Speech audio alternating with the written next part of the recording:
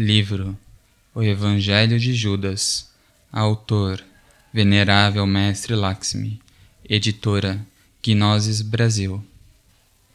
Prefácio. Querido leitor, este livro que tens em teu poder, escrito pelo Venerável Mestre Lakshmi, é uma obra grandiosa, já que vem a desvelar princípios e fundamentos da doutrina crística. Considero de vital importância destacar alguns pontos básicos, a saber, primeiro que tudo, a propriedade que tem o autor para plasmar fatos antiquíssimos, cenas e passagens do drama cósmico, e é de admirar a fluidez, claridade e segurança com que se desprende essa sabedoria de seu verbo. O Evangelho de Judas faz ênfase no despertar da consciência, para conhecer a sagacidade com que o ego nos envolve.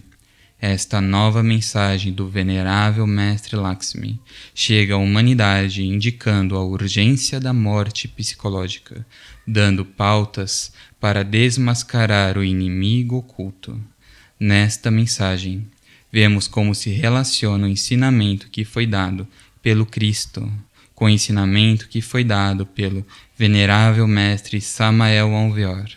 É lógico, com o ensinamento deste Mestre, como fiel intérprete e fiel discípulo do Cristo e do Avatara de Aquário. Permitam-me, Deus e vocês, fazer um público reconhecimento do labor que está realizando pelo Venerável Mestre Lakshmi em nível de comunidades, em nível nacional e internacional, em seu afã de ver o povo de Deus escalando rumo à conquista do ser, porque assim como se fez presente desde o amanhecer como um dos 3 princípios que deram origem à criação, também estará presente no ocaso desta raça, lutando por resgatar aquelas almas que clamam e têm sede de Deus. Ana Judith Gasca. Apresentação. Hoje, 14 de maio de 1995. Dispusemos-nos a escrever este livro com o propósito de ajudar o povo gnóstico no difícil caminho que temos que percorrer.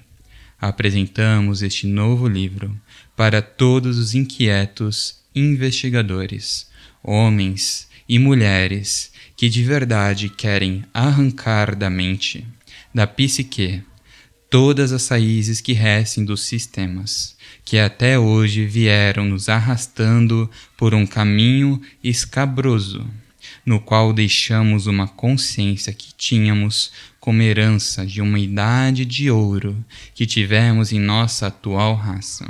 Com o passar dos anos, dos séculos, fomos perdendo uma batalha contra as forças tenebrosas que se apoderaram da mente humana e levaram o homem a formar sistemas de vida condicionados por forças desconhecidas, conseguindo assim enfrentar o homem com o homem, fazendo-lhe perder o amor e a consciência, convertendo-lhe em um instrumento de praticamente toda classe de aberrações e pecados, com a crença de que depois da morte lograria a glória.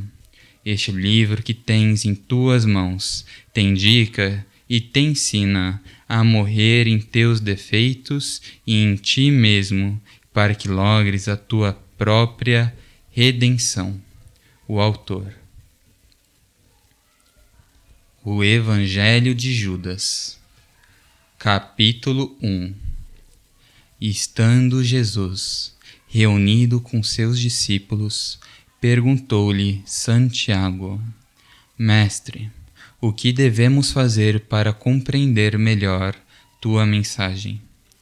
O Mestre disse: Ao redor do Sol há muitos planetas, e cada um deles ocupa seu lugar e sua distância entre eles e o Sol e entre os demais planetas.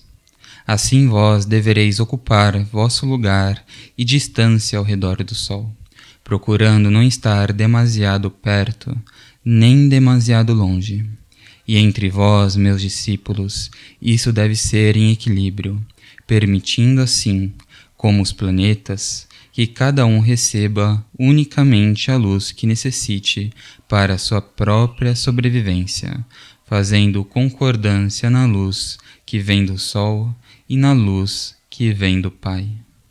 Neste momento, Judas interrompe e lhe diz: Mestre, sabemos que tu és o enviado do Pai, mas a nós, quem nos enviou? O Mestre responde: Meu Pai enviou a mim para ensinar a vós. Meu Pai vos enviou para que me escutem. A parábola de quem dá e de quem recebe é semelhante a uma semente que cai na terra, nasce, cresce e frutifica, e seu fruto é dado a quem semeou a semente. Assim como eu faço a vontade de meu Pai, vós também devereis fazer a vontade de meu Pai, porque com vós somos um. De Judas: Entendido, mestre, mas se eu faço o que tu me ensinas, já é tudo? O mestre responde: O que eu te ensino é para que tu o vivas, e assim possas chegar, como eu cheguei, a fazer a vontade de meu Pai. Judas, mostrando um pouco de impaciência, volta e replica: Eu estou fazendo o que tu me ensinas. Indica isto que já sou um contigo? O mestre responde: Nós somos um, como meu Pai é um comigo, mas tu ainda não podes fazer o que eu faço, porque o Sol ilumina todos os seus planetas, mas os planetas, nem mesmo todos reunidos, poderiam dar nenhuma 10ª parte da luz para o Sol. Por isso é necessário que vós os convertais em vosso próprio Sol, em vossa própria luz, e assim, iluminando-se e iluminando a outros, corresponderíamos com a nossa obra a meu Pai que me enviou. Porque sabei vós que as trevas não são mais que as partes que não estão integradas nem com a vontade, nem com a luz de quem me enviou. As trevas estão em quem tem parte com elas. Por isso, há que dar à terra o que é da terra, às águas o que é das águas, ao ar o que é do ar, e ao fogo o que é do fogo, e à luz o que é da luz. Assim vós compreendereis que nem sequer estas carnes que temos, estes ossos que temos, este sangue que temos, esta mente que temos nos pertence. Só nos pertence, por herança de meu Pai, a luz que vos dou com minha palavra. Por isso disse: A terra e os céus passarão, mas minha palavra não passará. Porque meu Pai me deu a palavra para que ela leve a luz, que a vós vos falta, e possais ser um comigo, e eu serei um com meu Pai. Capítulo 2. Continuando, o Mestre diz a seus discípulos: Que credes que vós devemos fazer para que o mundo nos compreenda? Cada um dele emitiu seu critério. Judas replicou: Eu creio que o mundo, pouco a pouco, entenderá qual é nosso propósito. O Mestre disse: Judas, tu o disseste, mas diz-me, qual é nosso propósito? Judas guardou silêncio. O Mestre voltou a interrogar: Judas Iscariote, qual é nosso propósito? Judas, levantando o olhar, disse-lhe: Senhor, penso que nosso propósito é ensinar as pessoas a fazerem a vontade de quem te enviou. O mestre, olhando as estâncias que haviam ao seu redor, disse: um rebanho de ovelhas não obedece a seu dono, porque sejam dele, porque eles a pagou com seus denários. Obedece a seu pastor, porque ele faz amigo delas, cuida delas, dá-lhes alimento e as defende do lobo. Assim, vós devereis ter vosso rebanho, cuidar dele, defendê-lo dos lobos. Mas compreendei-me, Judas, este rebanho não vos pertence, não o haveis comprado, porque ele pertence a quem me enviou. A esse rebanho deveis alimentar. O dia que vos proponhais a dar alimento a vossas ovelhas, não leveis em vossa mão o látego, levai alimento. Assim esse rebanho entenderá que vos preocupais de alimentá-lo. Mas quando saibas que perto de vosso rebanho anda o lobo, saí e levai em vossa mão o látego para espantá-lo das ovelhas, e levai a espada para vos defendais, se fordes atacados. Replica Judas e diz: compreendi, mas todo o mundo não está nesse rebanho. O mestre responde: em uma selva nascem muitas árvores da mesma espécie. Umas crescem e sobressaem as outras. Outras escassamente nascem, mas entre todas compõem uma selva. Assim vós devereis compreender que há que crescer sobre as demais em espírito, sem que com isso estejamos separando os de menor crescimento. Só faz a vontade de meu Pai aquele que cresceu e não se deixa dar sombra aos demais. Diz Judas: entendido, mas como sei se cresci o necessário para fazer a vontade de meu Pai? O mestre replica: a luz é identificada por apagar as sombras. As sombras são identificadas opacando a luz. Assim vós compreendereis que a verdade é meu Pai.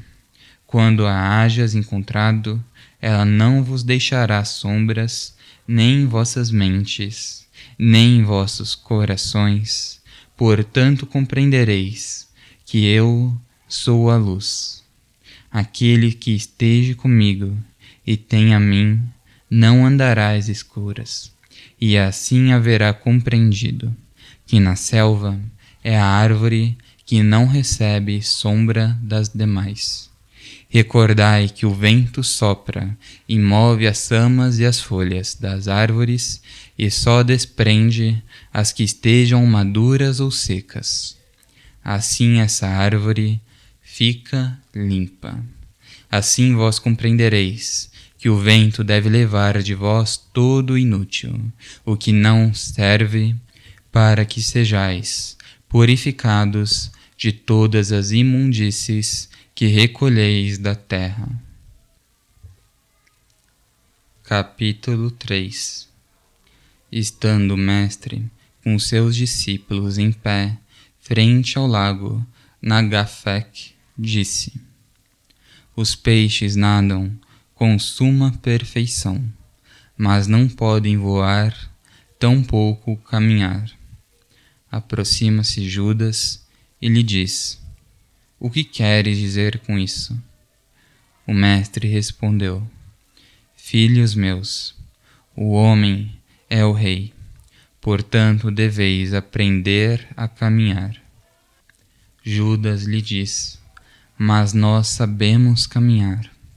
O mestre responde: vós caminhais, porque eu vos ensinei, porque eu sou o caminho. Ninguém chega ao Pai, senão por mim. Também vós devereis aprender a nadar como os peixes. Judas diz: é muito difícil fazê-lo. O mestre volta e observa o lago e diz: o lago está tranquilo, só o vento o salpica quando sopra, A vida é um lago que deve permanecer tranquilo. Se o vento salpica, periga o nadador. Por isso é que tu vês muito difícil nadar com os peixes. Ainda que o lado seja salpicado pelo vento, o peixe, em seu interior, está tranquilo. Nesse momento, o mestre olha os ares e via as aves voarem e disse: com que perfeição voam as aves, assim vós também devereis aprender a voar como elas. Judas o interpela e diz: tu estás nos falando de coisas que para nós são demasiado difíceis. O mestre lhe diz: Judas, tu aprenderás estas coisas para que quando eu for ao meu Pai, tu hajas feito e as ensine a quem creia em mim. Digo-te que o homem deve voar como as aves, porque o homem é espírito, e o reino do espírito não está na terra. Tudo o que vos digo hoje, não vos me entendeis, porque vós haveis crido em mim, e estas coisas eu faço por vós. Mas quando eu for ao meu Pai iluminará vosso entendimento, para que vós façais pela humanidade o que eu tenho feito por vós, e assim se cumprirão as Escrituras e a palavra de que: quem estiver comigo e escutar minha palavra, também estará com aquele que me enviou e receberá sua luz. Portanto vos digo a vós, meus irmãos, que a morte, quando chega, desprende a alma da matéria, e assim a alma não pensa mais na matéria, porque para ela já não existe. Pensa nele, que a enviou, espera nele, confia nele. Portanto vós, que haveis crido em mim, e escutais minha palavra, devereis despojar-vos do que não vos corresponde, para que em espírito vos eleveis ao seio de meu Pai. Replica Judas: do que temos aqui o que não nos corresponde? O mestre responde: já vos disse que nem vossos ossos, nem vossas carnes, nem vossos pais, nem vossos filhos, nem o que haveis aprendido de vossos antepassados vos serve nem vos corresponde.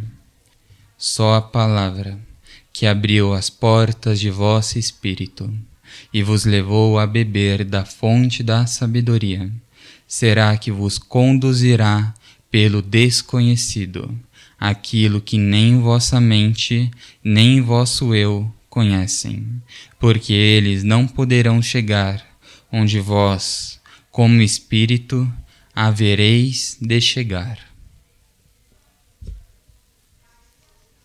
Capítulo 4. Estando o mestre com seus discípulos na casa de Marta, disse-lhes: vou ensinar-vos a viver como o ar, como a terra, como as águas e como o fogo. Aproxima-se Judas e lhe diz: Mestre, não será conveniente que estas coisas se façam em outro lugar? O mestre lhe diz: Judas, nós somos um só. Hoje fazemos estas coisas aqui. Tu, mais tarde, fala-ás em outro lugar secreto, para que não sejam profanadas, porque o que ganhamos com dar de comer a um porco em um coxo novo? Suja a comida e suja o coxo. Para vós, a palavra é alimento. Portanto vos digo: aprendei de mim, para que ensineis textual como vos ensino. Dirigiu-se a todos e disse: vós vedes a terra quieta, mas ela gira ao redor da vida, que é o Sol. Nós estamos aqui quietos como a Terra, mas espiritualmente não estamos quietos. Estamos girando ao redor da vida.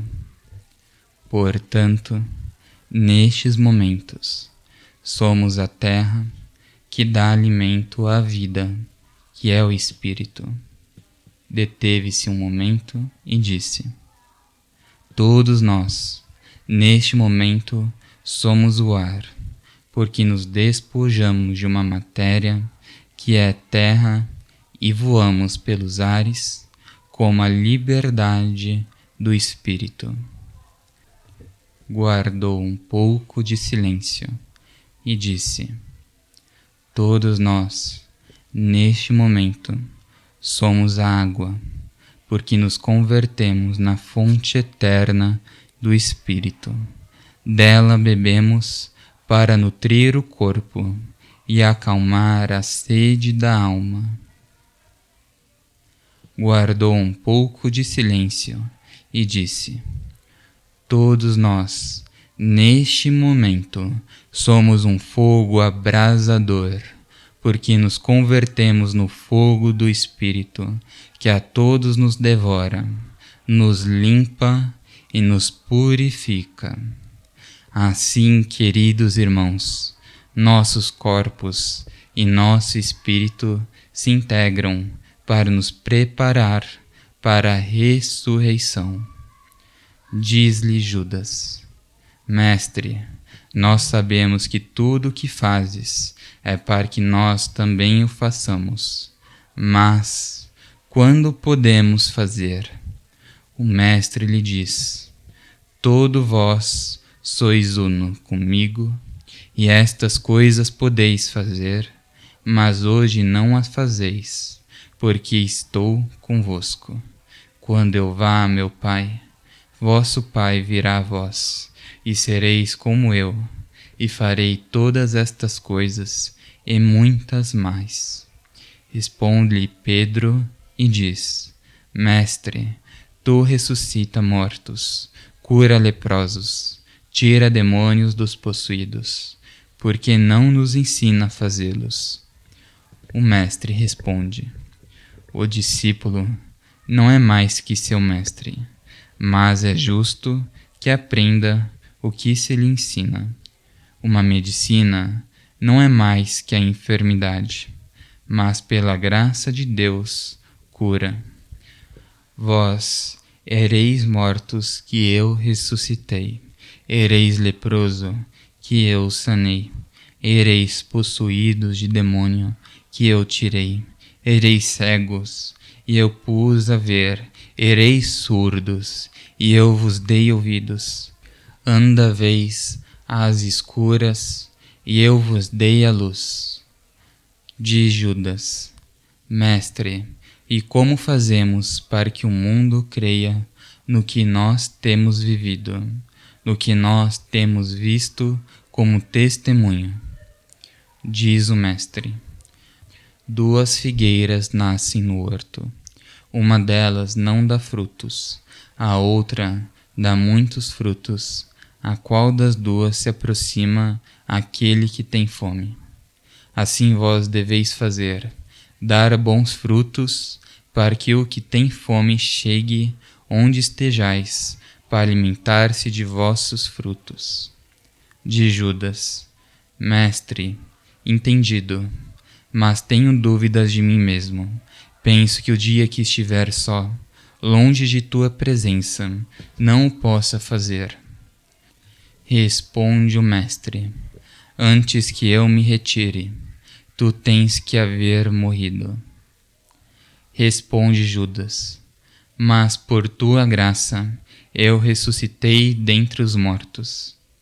E diz o Mestre: sim, assim é, mas necessitas morrer novamente, e para isso é necessário que tu te dediques a eliminar tuas sombras, a eliminar o que tem sido, a eliminar o que os outros pensaram de ti e tu crestes, a eliminar teus pensamentos, que são que te afastam da capacidade que já tens, por minha graça. Capítulo 5. E estando o mestre reunido com os discípulos, disse-lhes: Quem de vós me diz o que devemos fazer no dia de amanhã?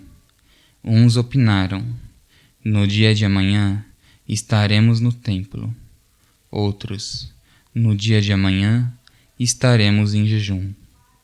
Disse o mestre: O filho do homem é como o sol. Ao que tem frio, dá calor. É como as nuvens. Onde faz falta chuva, leva água. É como a mãe amorosa. Quando o filho tem fome, lhe alimenta. Assim, pois, o dia de amanhã estaremos dando de comer ao faminto, dando de beber ao sedento, dando calor a quem tem frio, para que se cumpra a palavra, que tudo que está sob o sol foi criado pelo Senhor, e só Ele velará por suas criaturas e filhos. Por isso vos digo, que sedes uma oferenda para Deus.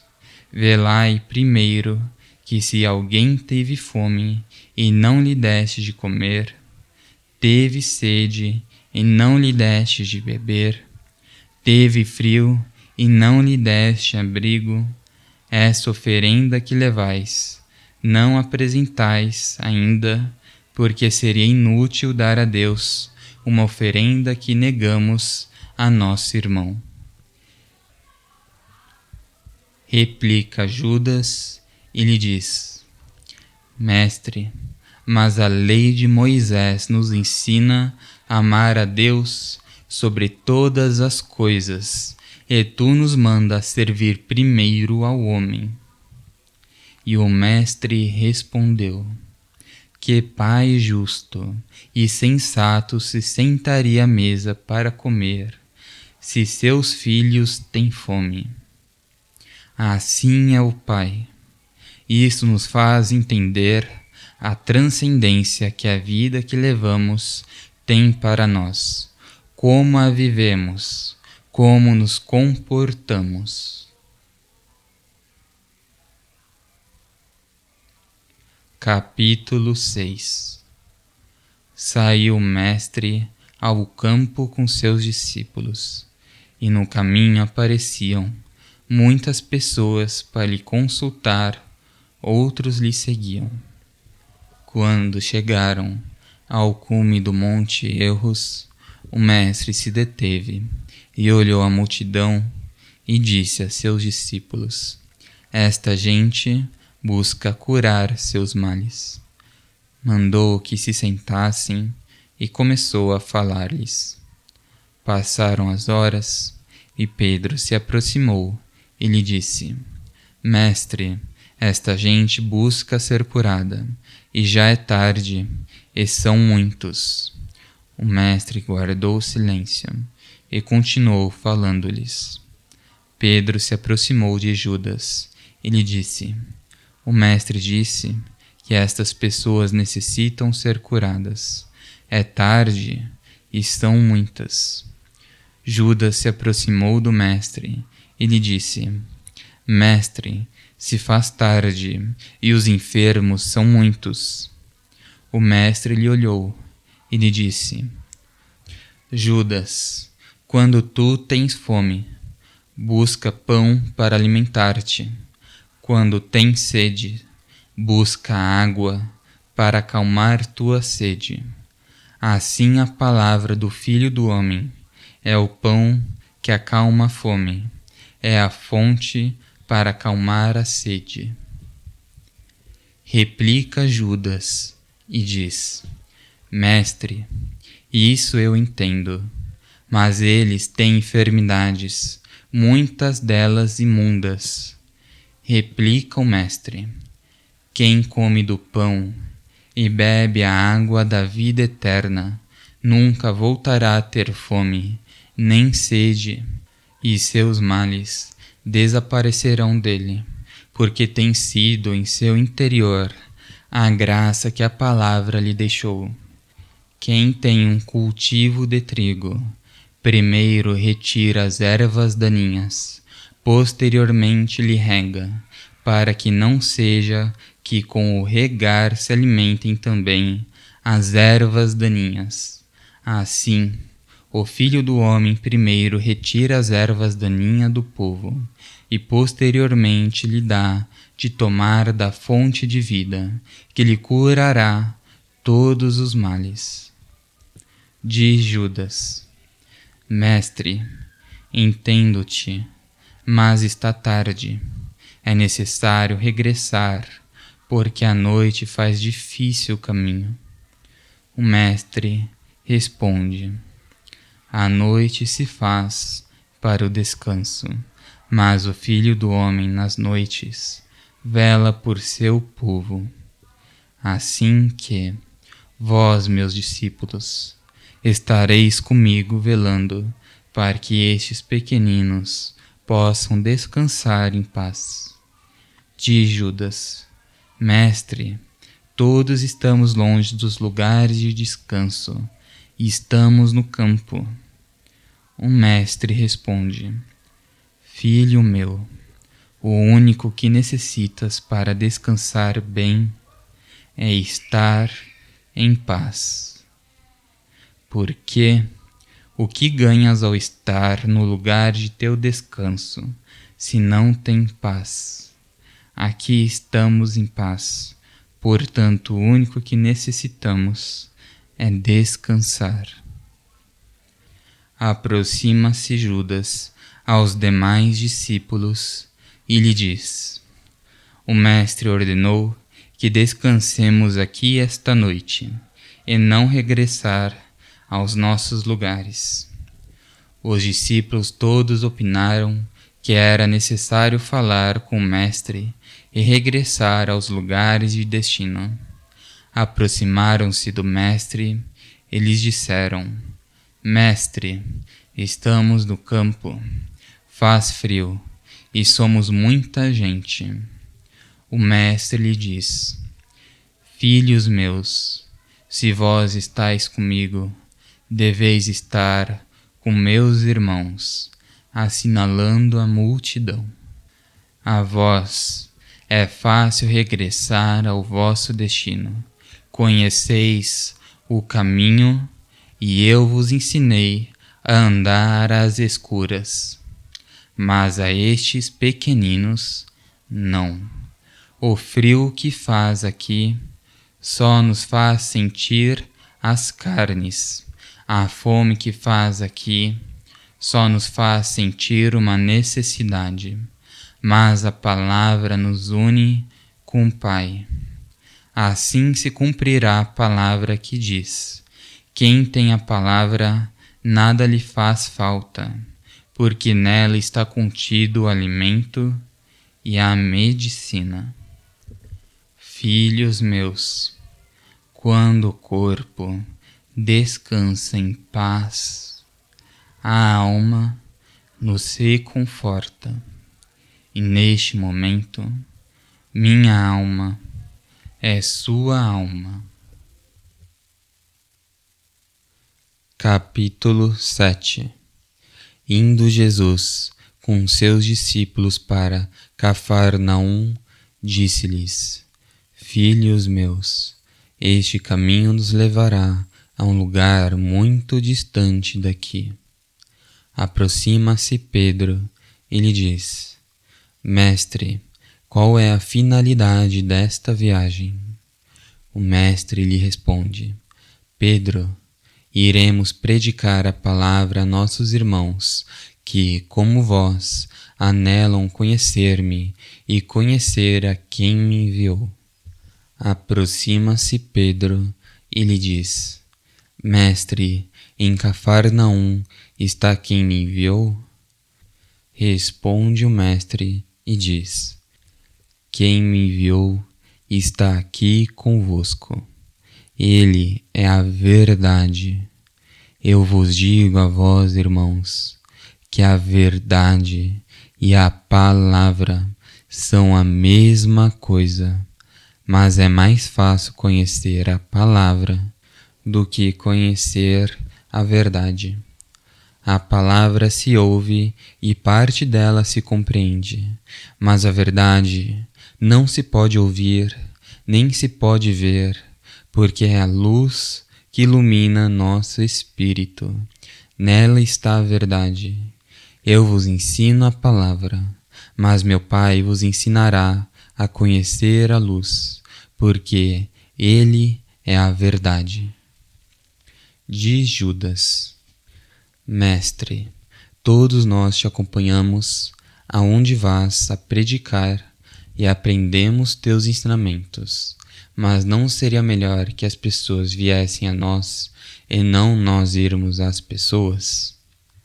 Responde Jesus: As aves de rapina e as raposas dormem em suas covas e guaridas, e só saem dali quando têm fome para buscar o que comer. Assim é o homem, sai ao campo e às cidades para buscar o pão, para saciar sua fome, porque seu corpo necessita, mas não busca o Filho do Homem, que lhe dará de comer o pão da sabedoria. Os homens têm fome do que o mundo brinda, mas vós têm fome do que meu Pai vos dá, sabedoria e amor. Portanto, devemos ir aonde eles estão, para dar-lhes do vosso alimento. Assim eles, mais adiante, virão buscar o alimento que meu Pai vos dá. Diz Judas: Mestre, há cidades mais próximas aonde podemos ir predicar a palavra. O mestre lhe responde: Judas, meu filho, com 1 denário podes comprar 100 pães. Um pão abastece a um de vós, 100 pães abastecem a 100 de vós. Assim, pois, devemos buscar onde se possam abastecer mais almas que necessitem de minha palavra, porque elas, cada uma, dará 1 denário, e 100 serão 100 denários, que alimentarão a necessidade de 100 mais, e assim minha palavra será ouvida por 100 que me escutam, e 100 que não me escutam, cumprindo-se assim a Escritura que diz: 2 mulheres estão moendo, uma será tomada e outra será deixada. Diz-lhe Judas: Mestre, todo aquele que escute tua palavra será redimido? Replica o mestre: Minha palavra é vida. O que a escute e a faça será um comigo. O que a escute e não a faça será como aquele que empreende um caminho pelo deserto e, como no momento de sair não tem sede, não leva água para beber no caminho. Onde lhe dê sede, sentirá morrer e nem sequer terá forças para regressar ao ponto de partida.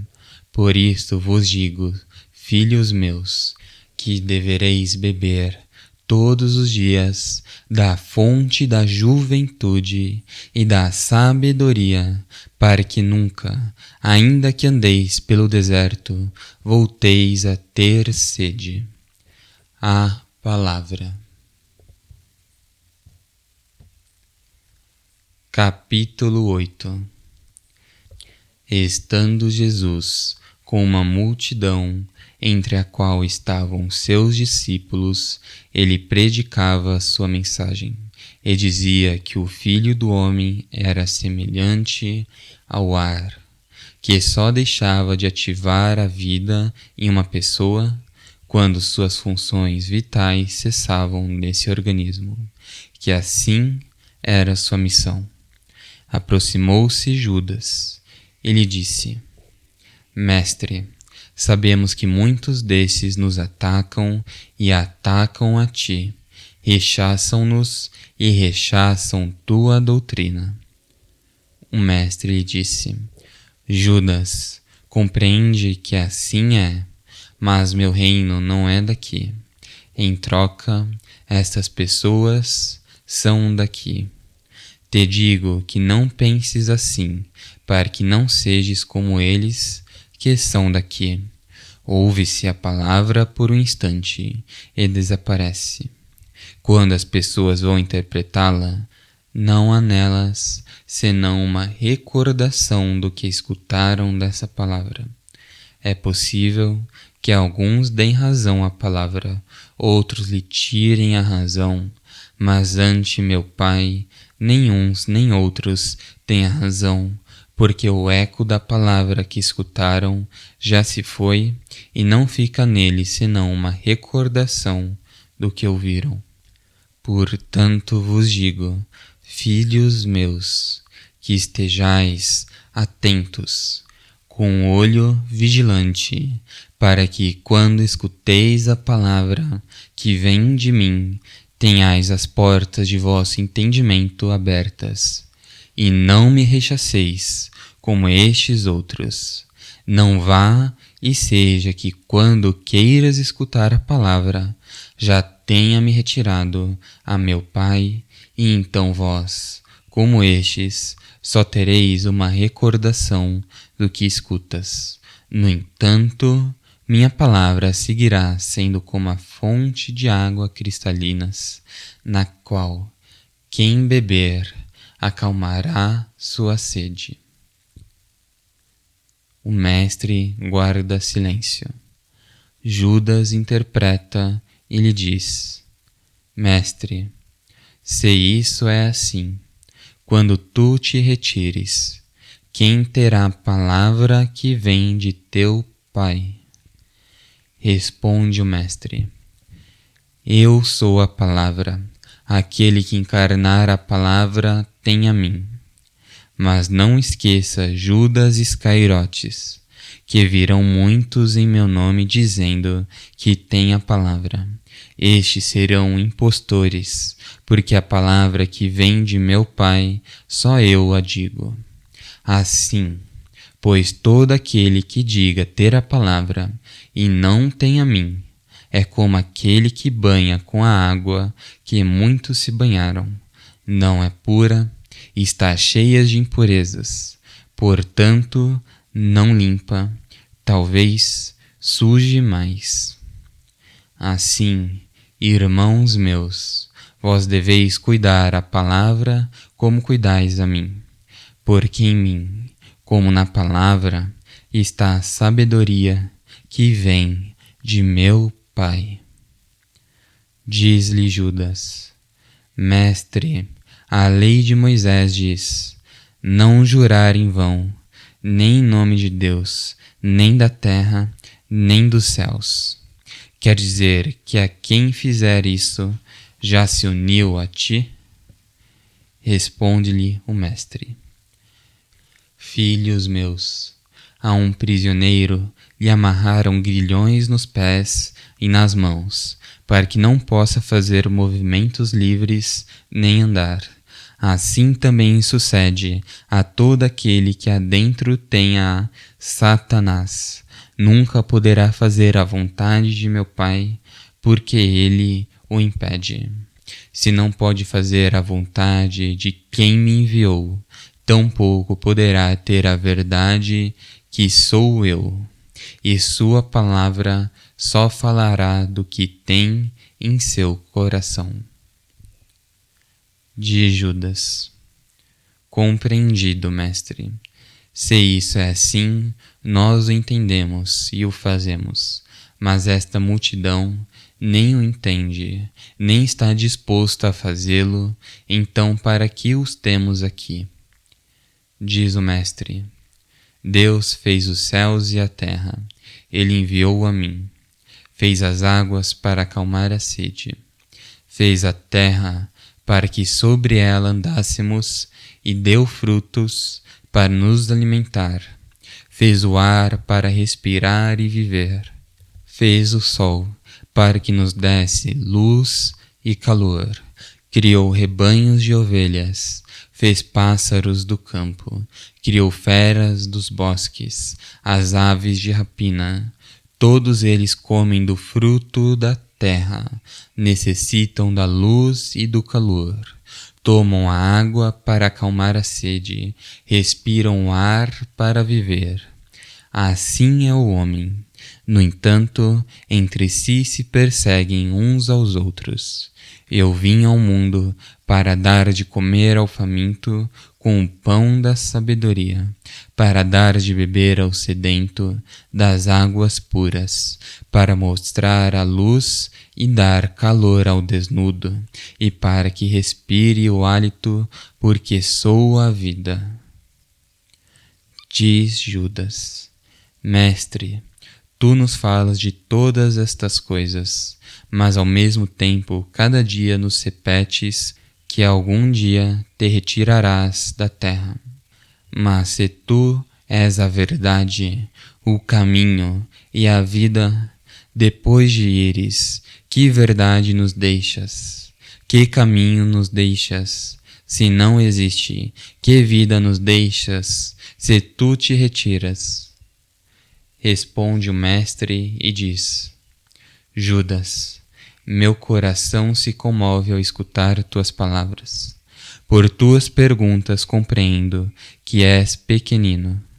Mas digo-te, depois que eu me vá, sobre vós chegará o Espírito da verdade, que vos corresponde a cada um, e ele vos ensinará e vos fará viver tudo quanto vos ensinei.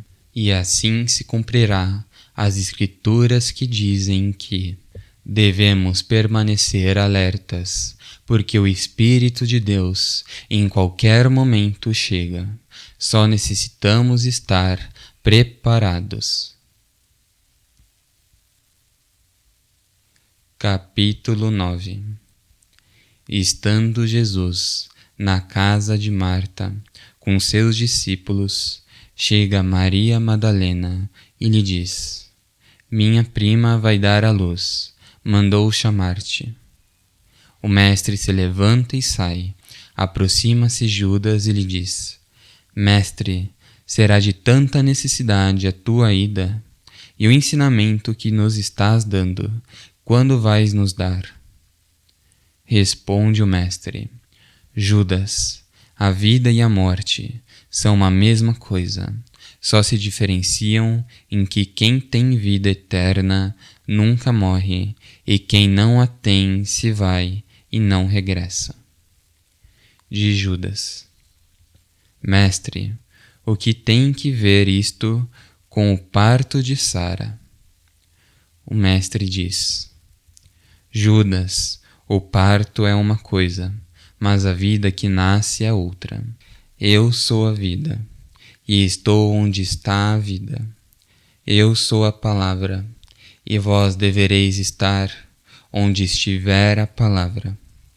O ensinamento que vos dou aqui, em casa de Marta, é o mesmo que vos darei em casa de Sara, porque vós hoje estáis comigo, morreis e voltareis a nascer, e se continuais comigo, dou-vos o mesmo ensinamento, porque eu sou a palavra.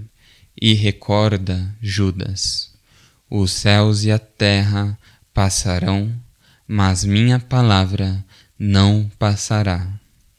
Chegando onde Sara dava luz, deteve-se e disse aos discípulos: Vós devereis aprender a respeitar a vida, porque sois a vida, como eu. Aquele que é digno e morre, meu Pai o recebe no céu, e vós, de que vos preocupais? Aquele que é indigno e morre, o demônio recebe no inferno. Para que vos preocupais? Aquele que nasce na terra, devemos recebê-lo, dar-lhe afeto e carinho, e ensinar-lhe a palavra, para que se faça filho de meu Pai, como vós. Assim compreendereis todos que um pastor vive pendente das ovelhas, prenhas, para que o terneirinho, ao nascer, não seja devorado pelas aves de rapina. O mestre guardou silêncio e, vendo o recém-nascido, respirou profundo. Judas lhe disse: O que acontece, mestre, que respiras profundo? O mestre lhe olhou e lhe disse: Judas, o ar que circunda a terra é a vida que eu represento. É tanta abundância deste que toda criatura respira dele e nunca se esgota. Assim mesmo é a sabedoria que vem de meu Pai. Todo mundo a tem em maior ou menor proporção e nunca se esgota. Ao contrário, acrescenta-se mais em todo homem que escuta a mim. Diz-lhe Pedro: Mestre, eu estou surpreendido de tudo o que nos ensinas. Penso que não poderemos praticar tudo. Diz-lhe o mestre: Pedro, perto da cidade passa um rio. Todas as pessoas dessa cidade bebem dessa fonte. Banham-se com essa água.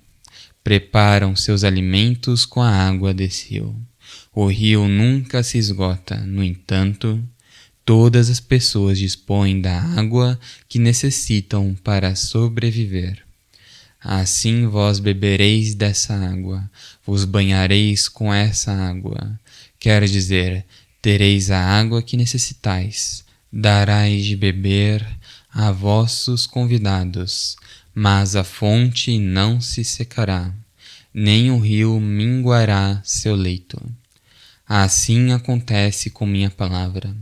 Cada um a recebe como uma fonte inesgotável de vida. Por muitos que bebam, nunca se esgotará, porque é maior o leito que o consumo. O mestre regressou com seus discípulos à casa de Marta. Chegando ali, convidou-os a sentar-se e começou a falar. E lhes disse: Estamos comprazidos de haver presenciado hoje um nascimento. É um acontecimento que nos faz ver a graça de meu Pai. No entanto, este nascimento tem a ver com este mundo de pecados. Diz-lhe Judas: Mestre, sabemos que quem te enviou é sem mancha, e o que ele faz, faz sem mancha. Por que nos diz que o nascimento que acabamos de presenciar tem a ver com a graça de teu Pai e se sucedeu neste mundo de pecado e pelo pecado? O mestre lhe diz: Judas, o pecado fez por um processo original, mas o pecado é morte. Ele não poderia infundir vida a essa criatura. Pela graça de meu Pai tem vida, ainda que haja sido feito de pecado. Diz Judas: Mestre, se isso é assim, então nós, que somos um contigo e estamos no mundo, carregamos as mesmas culpas e somos feitos de pecado? Diz o mestre: Cada um de vós haveis sido feitos de pecado, e pelo pecado. Portanto, nem os ossos, nem as carnes, nem o sangue herdarão de meu Pai, só o incorruptível, que é o Espírito. Depois de purificados, sereis um com ele que me enviou. Assim vós também sereis um comigo, e assim como eu me vesti com uma carne, com os ossos e com o sangue incorruptíveis, para continuar convosco, assim também vós devereis vestir-vos com umas carnes, uns ossos e um sangue incorruptíveis, para poderdes chegar aonde eu cheguei, a vida. Capítulo 10. O homem vulgar da terra é aquela pessoa que vendo não vê, que ouvindo não entende. É necessário compreender isto à luz do Evangelho crístico, porque é verdade que é incompreensível à luz da razão humana. É sabido por nós, os iniciados, que se tem 5 sentidos, e isso não é mais do que a viva representação dos elementos com os quais fomos feitos.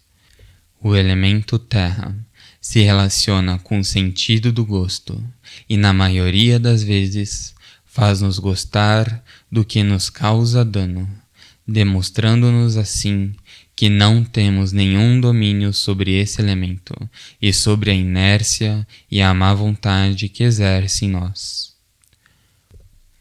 O sentido do olfato se relaciona com o elemento água, trazendo como corolário que o ser humano tem um fundo vital emerso das águas genésicas. O sentido do ouvido se relaciona com o elemento ar, razão pela qual o ouvido é a ponte para o mundo astral e para o centro emocional. O sentido da vista se relaciona com o elemento fogo, sendo este uma ponte direta com a mente e com as impressões. Isto nos faz pensar que, de acordo com os estudos gnósticos, enquanto tenhamos o ego vivo, este não nos deixa escutar a mensagem crística como é, nem nos deixa ver a eterna realidade que tem a palavra, a vida e o testemunho do Cristo entre os homens. Esse homem vulgar da terra escuta com agrado e vê com agrado tudo que agrada seu querido ego, e é mais que impossível lhe fazer entender, porque os secretários que tem no sentido do ouvido, no sentido da vista e em sua mente são elementos infradimensionais, infra-humanos, que em nenhum momento estariam dispostos a deixar que a consciência apanhe o significado do ensinamento. Daqui podemos deduzir que, para entregarmos a mensagem crística, devemos buscar a forma mais adequada de chegar à consciência das pessoas sem censurar as hipóteses, teorias ou dogmas de seus importunos secretários. O homem vulgar da terra é uma sombra que se move por impulsos instintivos e brutais que disputam entre si, cada um para conseguir o que lhes interessa. O homem vulgar da terra, quase em sua totalidade, são casos perdidos, justamente porque o obscurantismo da consciência não lhes permite capturar o profundo significado da luz e da palavra.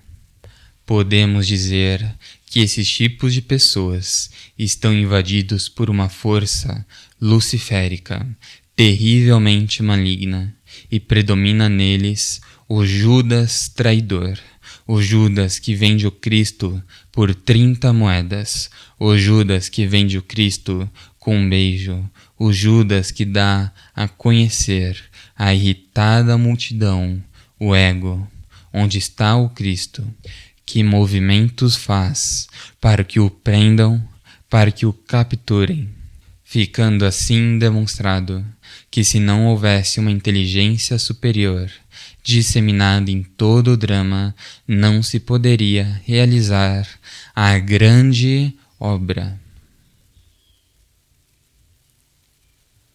Capítulo 11. O homem que ama é aquele que, depois de haver compreendido a palavra, busca se emancipar, aspira a luz, ainda que não a tenha, porque a viu, a conheceu.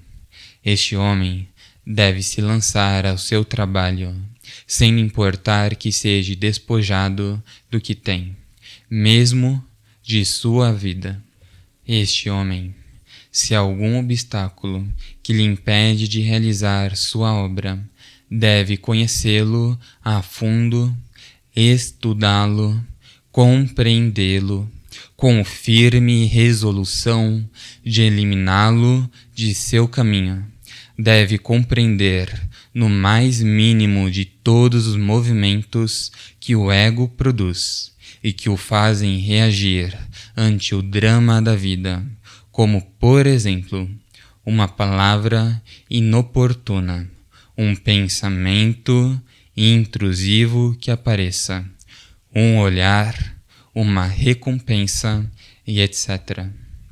Estas mostras não são mais que as vivas representações de eus diabos que torturam nosso Cristo íntimo.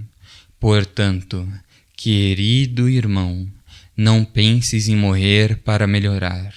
Simplesmente morra. Porque se tu dizes, eu vou matar o ego para melhorar, para ser uma pessoa melhor, dá-te conta que são projeções de egos que querem ser santos. Dá-te a tarefa de morrer e não mais que morrer. Uma pessoa, quando morre, a tega traga. O iniciado, quando morre, a serpente da sabedoria devora. Não faças projetos, não faças programas em tua mente para a morte. Simplesmente dá-te conta, como já dissemos, que um pensamento não é mais que a reação dos eus, que uma emoção desordenada não é mais que um conjunto de eus produzindo reações nesses 5 cilindros da máquina humana, que correspondem aos 5 elementos da natureza e aos 5 sentidos físicos. Esses eus diabos estão matando Cristo aqui na terra, e tu, querido irmão, que amas, não deves permitir nem um dia mais, nem uma hora mais, nem um minuto mais, que se postergue a morte do eu. Uma pessoa morta é um cadáver no qual cessaram suas funções vitais. Um eu morto é um cascarão que se deve ser convertido em poeira cósmica para que ingresse aos inframundos onde não lhe há regresso. Uma pessoa morta, psicologicamente, é um candidato para se elevar às esferas mais sublimes da sabedoria. Recorda, aqui não viemos para agradar a ninguém. Viemos morrer para cristalizar dentro de nós o Cristo. Toda tolerância com eu é uma traição e uma injúria para com Cristo, uma desobediência para com o Pai e uma falta de amor para com a Mãe. Cada dia que passa e não trabalhamos sobre o ego é uma eternidade que se apodera de nossa mente, de nossa psique, levando-nos a ser vencidos neste drama cósmico de nossa própria redenção. Capítulo 12. O homem que mora em silêncio nos chama à reflexão, que o que temos é uma expressão humana e, portanto, uma existência real interna. Esse homem que mora em silêncio não poderia estar crescendo espiritualmente se não tivesse na terra o homem que ama.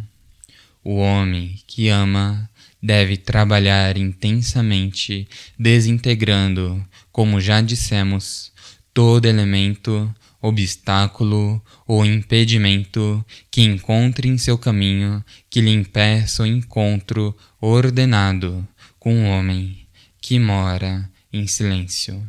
Este homem que mora em silêncio não é outra coisa que o homem consciência, quer dizer, nosso Cristo. O homem que ama nada poderia fazer sem o homem que mora em silêncio, e o homem que mora em silêncio nada poderia fazer sem o homem que ama. O homem do silêncio nos dá 3 coisas fundamentais em nosso caminho. Primeiro, compreensão sobre o trabalho que estamos realizando. Segundo, amor para a obra que estamos realizando. Terceiro, a luz para iluminar o caminho. O homem que ama realiza, em compensação com isto, 3 trabalhos fundamentais para a integração com o homem que mora em silêncio. Compreende e desintegra eus. Conhece e compreende todo o drama da vida. Recebe o amor e o compartilha com a humanidade, permitindo assim que o homem interno que mora em silêncio viva o drama através de nós. O iniciado não deve nunca comparar a grandeza da obra que está realizando com nenhuma empresa, avanço tecnológico, falsos cientificismos, porque isto equivaleria a pensar que podem haver outras coisas que tenham a mesma importância para o homem que encarnar o ser. Capítulo 13. O eu, como todos sabemos, não é um indivíduo nem uma unidade. É uma força plural. É uma peça composta de muitas peças, das quais algumas delas encaixam entre si, porque são associados psicológicos.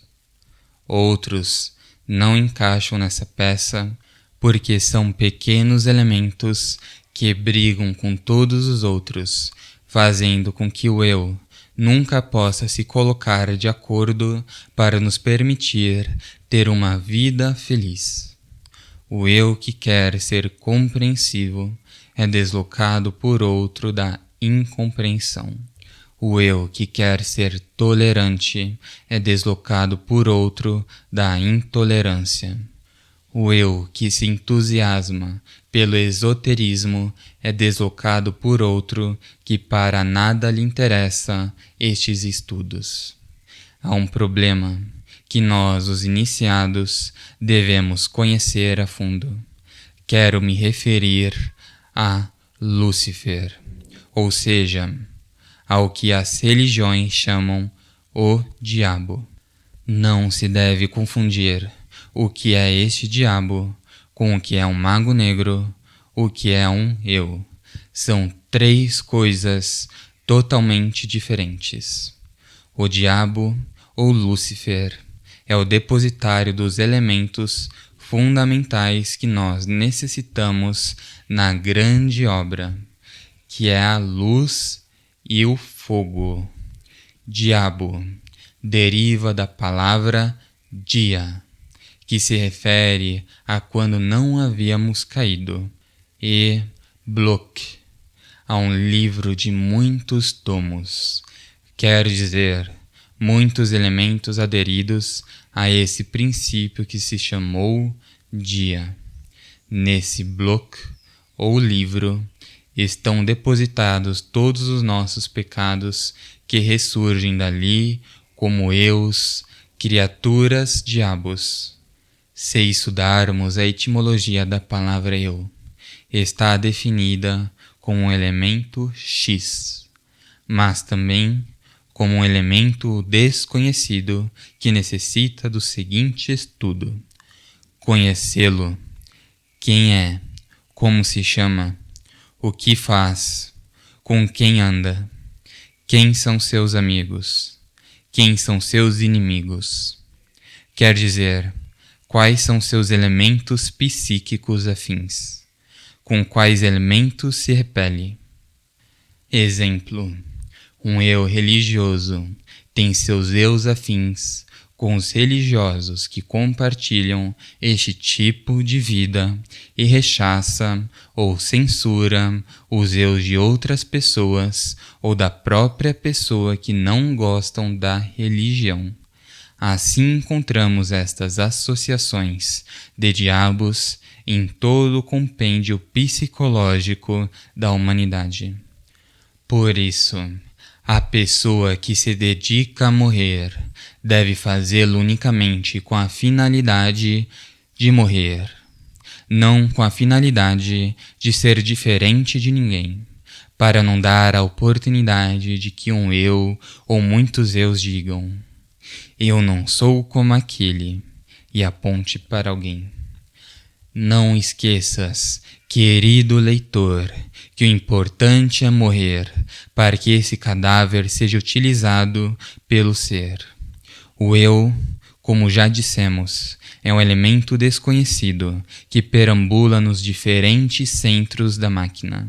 Inclusive, algo muito grave para o estudo na morte é um eu que hoje atua como orgulho, amanhã atua como amor próprio, depois de amanhã atua como um grande sábio, no outro dia atua como um eu luxúria, no outro dia atua como um eu soberba, no outro dia pode atuar como um eu autossuficiente, outro dia atua como um eu mitômano, e etc.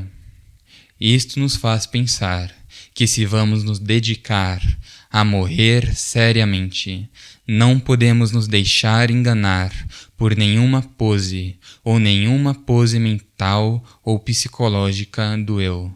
Simplesmente nos interessa morrer e nada mais. Não esqueças, querido irmão, que na morte mística o único que vamos empregar é a compreensão do eu, a vontade que vamos exercer sobre o trabalho, a continuidade de propósitos e a integração com a Mãe Divina. Cada uma dessas coisas tem seus complementos. A compreensão se complementa com o estudo do elemento no nível emocional, instintivo, mental, sexual e etc. A vontade se complementa com tirar a razão do elemento, não deixá-lo atuar e suportar a dor que a morte produz. A integração com a Mãe se complementa com a oração, com a meditação e com a súplica, pedindo a eliminação. Voltamos a repetir que o eu é um elemento filho do pecado, de características diabólicas. É a sombra da sombra de Lúcifer. Capítulo 14. Neste capítulo, estudaremos algo muito fundamental em nosso trabalho: a morte. Podemos definir a vida de 3 maneiras: como uma função orgânica, como uma função vital, como uma função espiritual. Para a morte do eu, necessitamos nos desligar de uma forma total de todos os elementos nos quais se sustenta o eu na parte exterior. Exemplo: seria impossível que uma pessoa que exerce um trabalho manipulando armas para impor a ordem pudesse ao mesmo tempo estar eliminando o eu mando, o eu poder, o eu violência, o eu mato, o eu impunho e etc. Seria absurdo pensar que uma pessoa, por seu trabalho ou por seu nível social, que se obrigue a estar a toda hora se relacionando com as esferas mais altas da sociedade, pudesse estar eliminando de uma forma radical sua falsa personalidade, o eu do engrandecimento, do amor próprio e do falso cientificismo. Seria impossível que uma pessoa que nunca soube se relacionar com os diferentes elementos da sociedade pudesse extrair o conhecimento e a compreensão que deve ter em seu trabalho.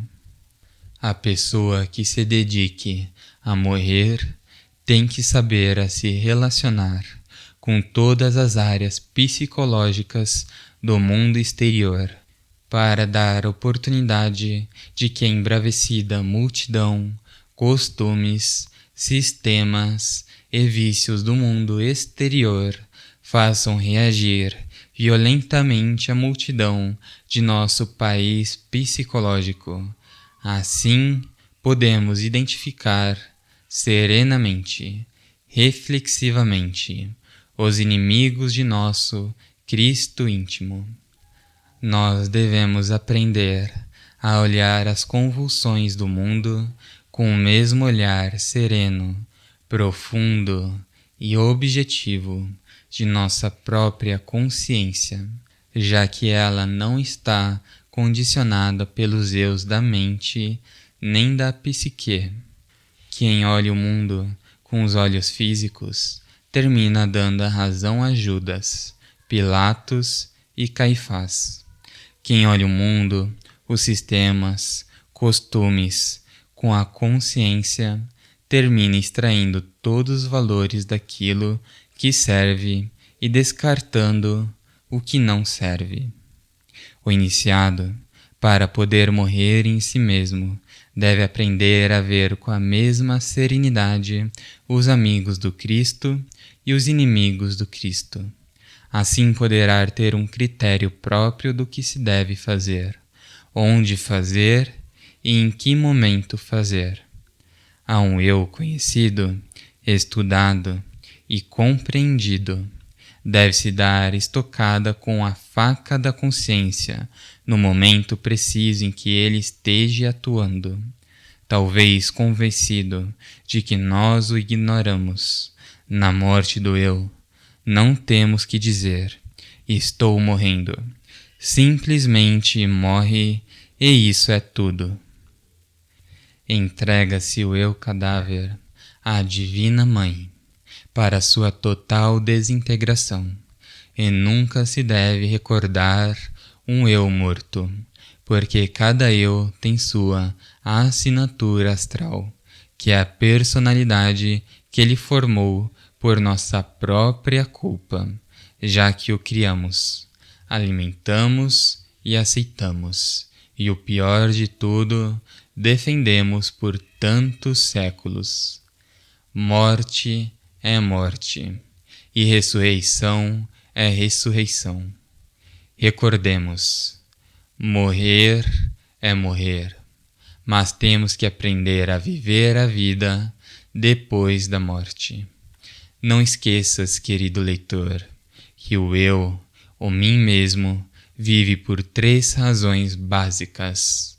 Porque nos lhe damos a razão, porque nós os alimentamos, porque não tomamos a resolução de eliminá-lo. Em todo evento da vida, o eu, o mim mesmo, faz-se presente em maior ou menor proporção. Se nós estamos dispostos a morrer, vamos fazer da seguinte forma: não demos a razão ao eu, ainda que ele reclame que a tem.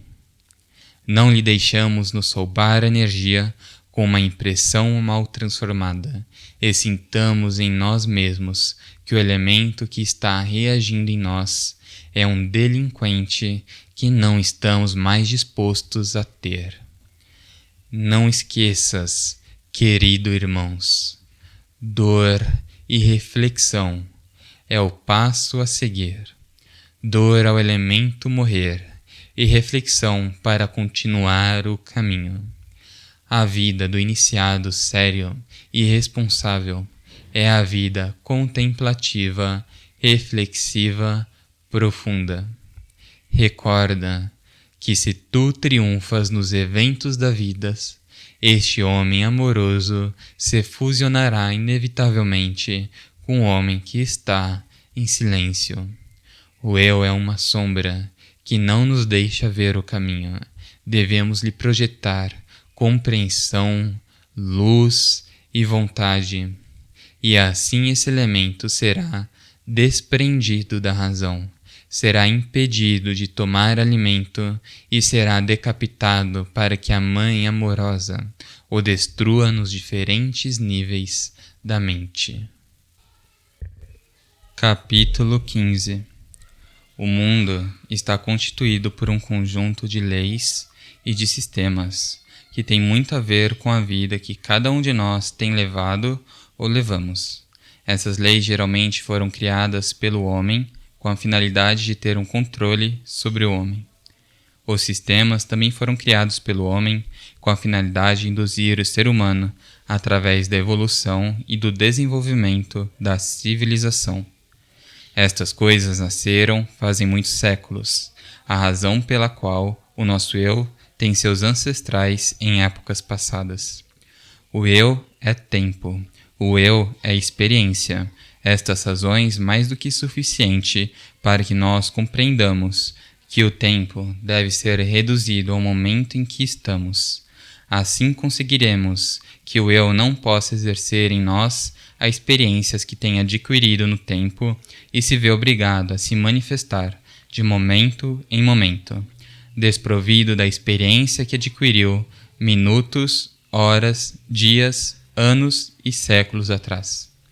Espero, querido leitor, que compreendas que é isso que quando pegamos o eu em determinado evento, desprovido da premeditação projetada no tempo, esse tal eu é vulnerável, porque ele atua pelo instinto que tem, pela experiência que tem e dentro de uma correlação de tempo.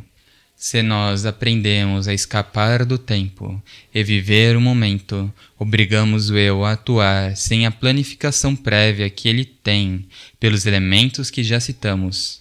Quer dizer, se um determinado irmão se propõe a reclamar para alguém de alguma coisa que considera justa e não faz disto uma planificação, simplesmente atua por consciência. Fala o justo. Se fizer uma planificação do que vai fazer, o eu se prepara com muitos argumentos, forma uma disputa, ficando o irmão impossibilitado de compreendê-lo e, portanto, de eliminá-lo. Quando se atua sem um programa mental ou psicológico, temos 100% de possibilidade de que seja o coração que atue com o nível de consciência que temos. Viver o momento para falar e para atuar equivale a eliminar o eu-tempo. Quando o iniciado for pela rua, estiver em uma festa ou em qualquer evento de multidões, torne-se reflexivo, viva o momento, observe as pessoas e não permita que sua mente ou suas emoções deem ou tirem a razão da forma como cada pessoa atua. Recorda que quando tu dás a razão a alguém que está sendo maltratado, injuriado, enganado ou perseguido, indiscutivelmente estás tirando a razão de quem está cometendo esse atropelo, indicando com isto que tu perdeste e te converteste em um juiz da vida de determinada pessoa ou pessoas. Esta classe de apreciação que tu faças de qualquer evento da vida é egóica 100%. O ego esgrime sua experiência, seus triunfos ou suas derrotas através de ti, e é apenas normal, querido investigador, que se tu não estás atento e vigilante, vais crer que é tua consciência que não suporta ver esse tipo de injustiça. Isto pode ser estranho para ti. Mas se tu estás morrendo, se está disposto a morrer, não deves te converter em juiz de ninguém, em defensor de ninguém, nem acusador de ninguém.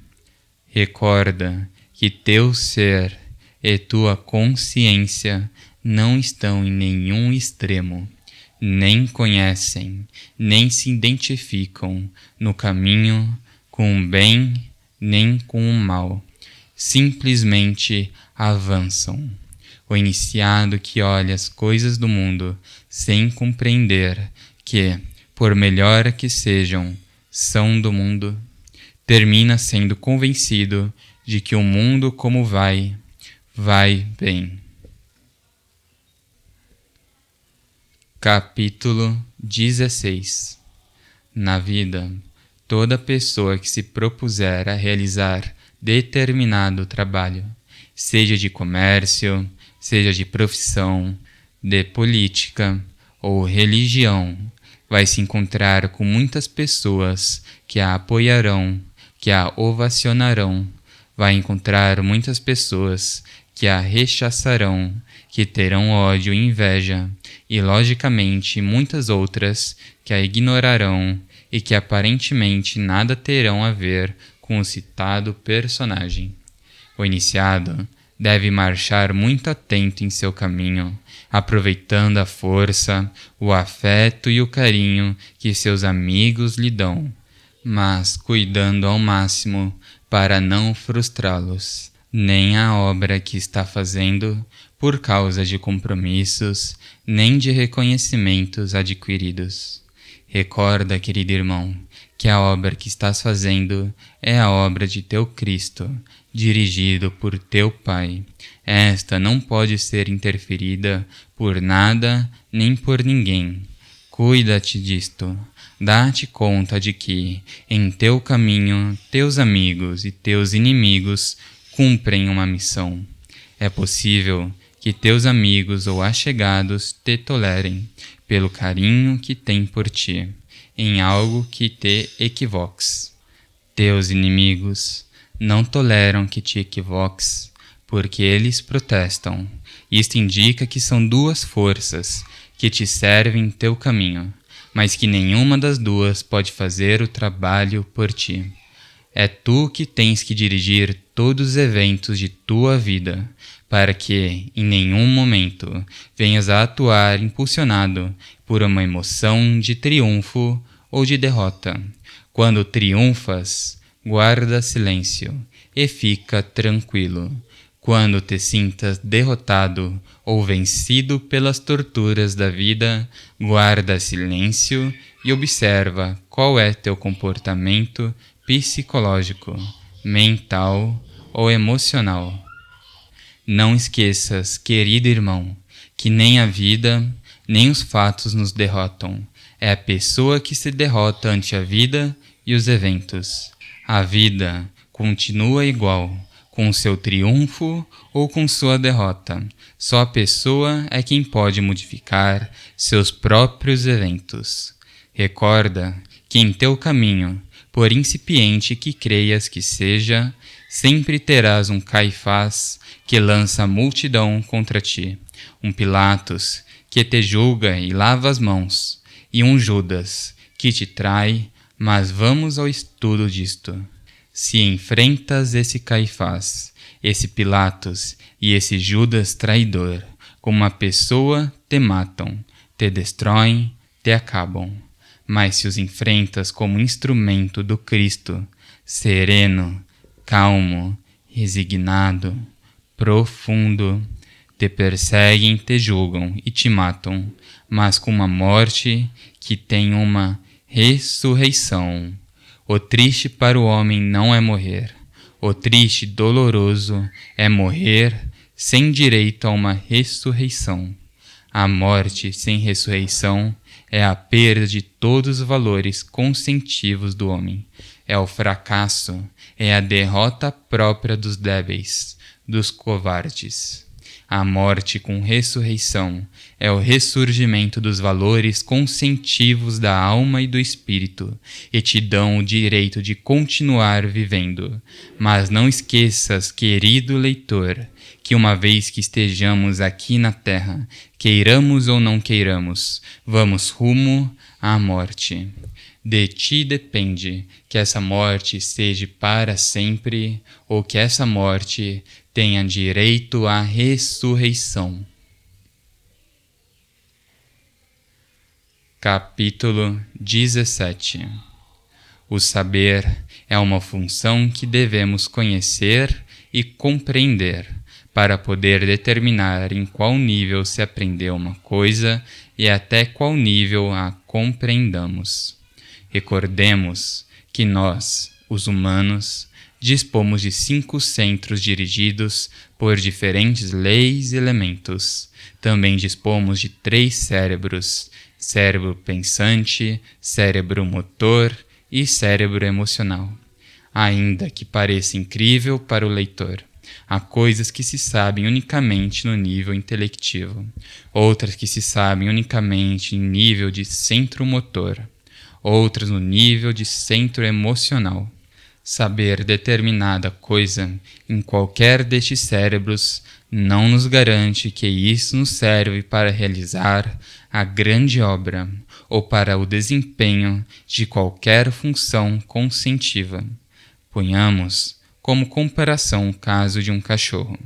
Esse animalzinho aprende seu nome e, se o educam bem, aprende a cuidar da casa, obedece quando lhe mandam atacar alguém e etc. Isso não nos indica que esse animalzinho sequer tenha uma mente, nem muito menos consciência do que aprendeu. Acontece igual com qualquer coisa que aprendamos no nível intelectivo. Há pessoas que devoraram as obras do mestre Samael. No entanto, fazemos um estudo da compreensão doutrinal dessas pessoas e ficamos assombrados quando vemos que no coração dessas pessoas não chegou nenhum % de consciência do que aprendeu no nível intelectual. Isto nos faz pensar, queridos irmãos, que o Pai, o Filho e o Espírito Santo, como princípios eternos da criação, devem estar unidos em um só ponto para criar, em nós, os diferentes fundamentos da compreensão e da consciência. Explico-me. No cérebro está o átomo do Pai e corresponde ao saber. No centro motor está o átomo do Filho e corresponde à compreensão. E no centro emocional está o átomo do Espírito Santo, que corresponde ao sentir. Cada um desses aspectos tem uma parte superior e uma parte inferior, que é o que determina a classe de pessoas que está, em determinado momento, estudando, aprendendo ou ensinando determinada coisa. Se aquela pessoa mencionada tem ou está desenvolvendo intelecto superior, sente aquilo que aprende ou que ensina. Me explico. Combina o ensinamento com seu sentir. Sabe combinar o que aprende, o que ensina.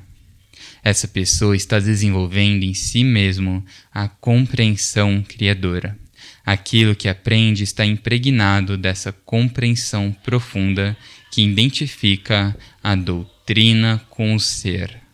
Se a pessoa está fazendo uma mudança radical em sua vida de fundo, indica que está desenvolvendo uma emoção superior, ficando assim o que aprende, o que vive e o que ensina, impregnado de um intelecto superior, de uma compreensão criadora e de uma emoção superior, conectando estas 3 virtudes com seu templo coração, começando a haver um retroalimento da sabedoria do ser que vem de dentro, com o saber da pessoa, que viria a ser um conúbio de 2 forças, com desenvolvimento equilibrado entre o humano e o divino, o humano para divinar-se e o divino para humanizar-se, que seria o ser e o saber. Capítulo 18. Estando em silêncio, contemplando a vida, o campo e o espaço, senti em mim uma voz que me dizia: quem és tu para que tentes penetrar em meu silêncio profundo? Fiquei desconcertado. Não tive nem palavra, nem muito menos o que pensar ao escutar tão enigmáticas palavras, mas quis seguir reflexionando sobre o que anteriormente contemplava e me disse: este momento que vivemos é parte de minha vida, portanto devo compreendê-lo, analisá-lo e estudá-lo, porque considero injusto deixar passar um momento sem haver uma análise de que estou frente à vida, e ao mesmo tempo também é justo perguntar-me: que relação existe entre mim e este campo? Quis penetrar um pouco mais em minha reflexão e disse: o que é para mim este espaço tão profundo e infinito que contemplo?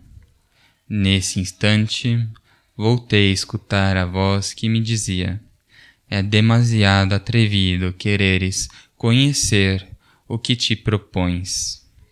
Eu me disse: estudar a vida em toda a sua expansão é o próprio de pessoas que a amam. Olhando o espaço, vi muitas aves que voavam. Olhando o campo, vi árvores imensas e me disse: estas aves que voam, este campo e bosque que me rodeiam, algo temos entre nós, mas não entendo como fazer para me compenetrar com todos estes fenômenos. Resolvi me sentar e entrar em um relaxamento um pouco mais profundo. Quis sentir meu coração com seu palpitar, sentir o sangue que corria por minhas veias e sentir o silêncio que estava mais além de minha reflexão. Fui penetrando em meus vastos espaços interiores. Fui escutando o silêncio do campo onde se extasiavam os gênios da selva, instruíam as criaturas elementais. Ouvi o rugir das nuvens no espaço, senti o êxtase pela liberdade.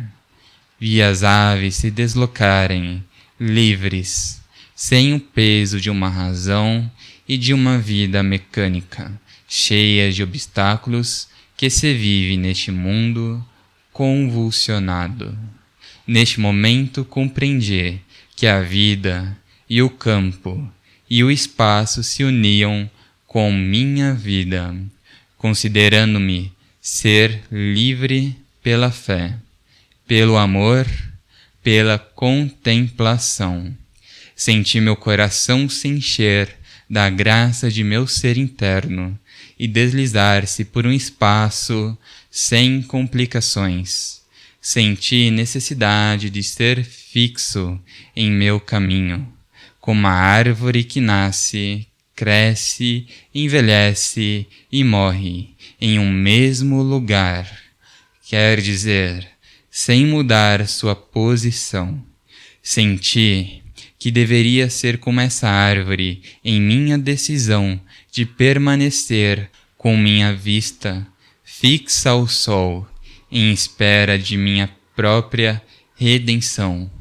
Senti que deveria ser como o campo, que dá albergue a todas as criaturas que ali nascem, crescem e evoluem, e que o campo não interfere em seus próprios destinos.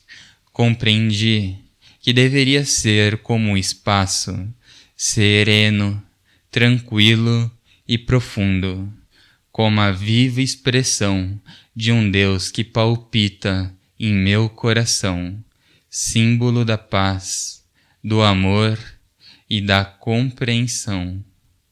A vida. Capítulo 19. O apóstolo é um nome que leva aquele que vive uma doutrina, pratica e ensina. Apóstolo é o princípio etimológico de uma palavra santificante e de uma doutrina que, por sua pureza, transforma a pessoa e as pessoas, dotando-as de conhecimento objetivos de si mesmos, do cosmos e do infinito. Como pessoa, predica a palavra do Redentor e pratica sua doutrina, dando testemunho de uma transformação mental, psicológica e emocional. É aquela pessoa que nega a si mesma para servir ao Cristo. Quem nega a si mesmo é aquele que renuncia ao que foi, ao que é. Quer dizer, compreende que seu mundo, seu corpo e sua mente estão controlados por uma força de um mundo exterior que lhe condiciona a viver de tal forma. Quem nega a si mesmo deve compreender a fundo que aquele que segue dirigindo todos os eventos de sua vida é seu Cristo íntimo, aquele ser que está mais além do bem e do mal, mais além dos afetos. Portanto, as inclinações meramente humanas de nossos sentimentos terrenais devem declinar ante a obra que nosso Cristo começa a realizar, como testemunho de que a obra do Pai está se realizando na pessoa que vive e pratica essa doutrina. O apóstolo aprende para ensinar, ensina para aprender, cuida da vida para viver, dá amor para receber amor, deixa de pensar para sentir, guarda silêncio para ouvir, caminha para descansar, descansa para caminhar, olha para o sol para pedir ajuda, olha para a terra para andar, sente o Cristo para conhecer o Pai. Pede ao Pai que lhe ensine a conhecer o Filho. Encontra sua mãe em seus sentimentos, encontra o Cristo no amor, encontra o Pai em sua sabedoria. Vê na humanidade a expressão de Deus. Vê em Deus seu povo. Olha no altar um drama. Acalma sua sede com a transubstanciação. Acalma a fome com o pão da sabedoria. Ora para conversar com Deus. Medita para estar com Deus.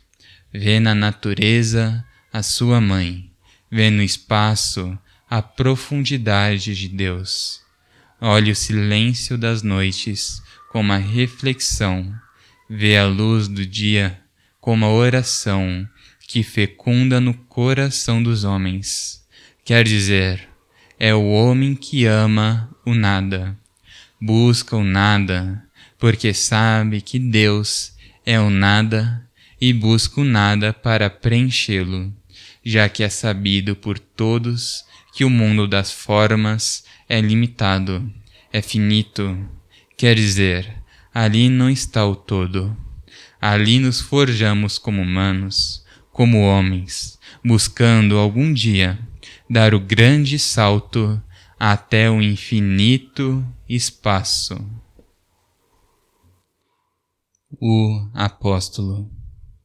Irmão, recorda que és um caminhante que avança sem caminho, porque és tu mesmo quem fazes o caminho.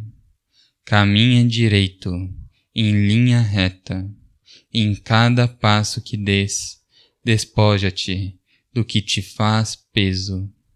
Tudo o que vejas em tua passagem, observa-o muito bem, para que o conheças, o compreendas. Recorda que neste caminho não te deve haver regresso. Portanto, não deixes nada esquecido. Procura pagar a cada quem o que lhe deves, para que não te busquem em teu caminho para te cobrar. Leva só o que necessitas. O que te sobra, presenteia os necessitados. Não digas a ninguém que teu caminho é sem regresso, porque talvez os que te amam muito não queiram que os deixes. Tratarão de fechar tua passagem. Dá a todo mundo, em tua passagem, um sorriso, para que eles digam que este viajante vai feliz. Não importa que teu coração vá sangrando. Bebe cada dia da fonte da sabedoria, para que em teu caminho não te dê sede. Nas noites estreladas, trata de descansar em paz. No alvorecer de cada dia, continua tua viagem. Nunca digas, hoje descanso, porque ainda não chegaste ao teu lugar. Em teu caminho, não observes o pecado de ninguém. Olha a virtude de todos. Se alguém se atravessar em teu caminho, dá-lhe a razão e segue. A todo aquele que encontres no sentido contrário, não trates de lhe convencer que regresse, para não perderes teu tempo inutilmente. Dá-lhe de beber da fonte da sabedoria e deixa que siga seu caminho. Observa teus sonhos cuidadosamente, a cada instante, para que compreendas teus erros. Não digas a ninguém que conheces a verdade. Ensina-lhes para que a conheçam. Quando compartilhares com teus seres queridos e com teus achegados, não digas que tu és sábio. Fala da sabedoria dos sábios. Quando fores por um caminho, fazê-lo só.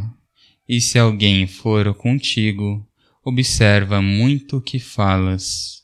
Observa muito onde pisas. Quando tiveres uma dor, trata de ocultá-la, para que todos que te vejam não saibam que tu sofres. Quando todos falam, escuta. Nunca censures. Aprende. Quando ensinares, sempre cita os sábios deuses, para que teu ensinamento sempre esteja atualizado com o que tiveste em outras épocas. Quando orares, fazê-lo em silêncio. Quando olhares alguém, demonstra-lhe teu afeto. Quando corrigires alguém, demonstra-lhe teu amor. E assim tua vida será uma cátedra para aprender e um exemplo para todo aquele a quem tu ensinares. Venerável Mestre Lakshmi.